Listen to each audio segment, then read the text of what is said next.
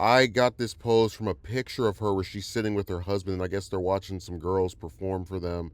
And I took that pose because it's one of the few times where I can get a full body image of her where she's like sitting down, and I really like the way that her heels looked in that photo, so I just decided to copy it.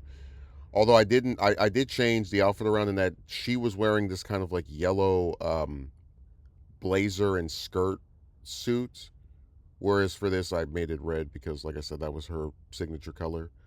Um, if you'll notice when I did this second Nancy Reagan drawings video, I had, still like my hair is naturally dark brown, like a very dark brown to where a lot of people mistake it for black. I decided to I guess bump up the resemblance one more notch by giving myself her hair color.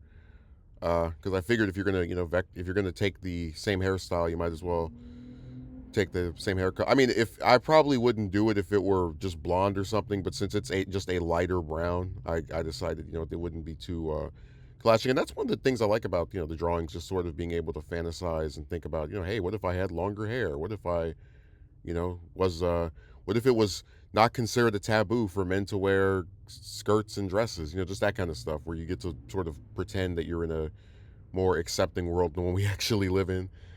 Um, but I like this. I like the pose. I think the likeness is fairly accurate. I still haven't done one of these with me wearing glasses, so I guess that's an issue we've run into.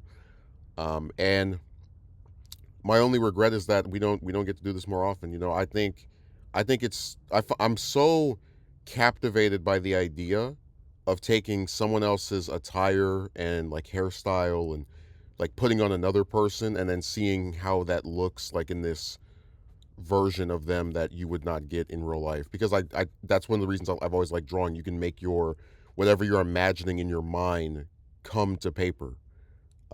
So yeah, it's a fun photo. I probably want to do more like that, and I'm glad that you watched. Hope we can do these more often. See you next time.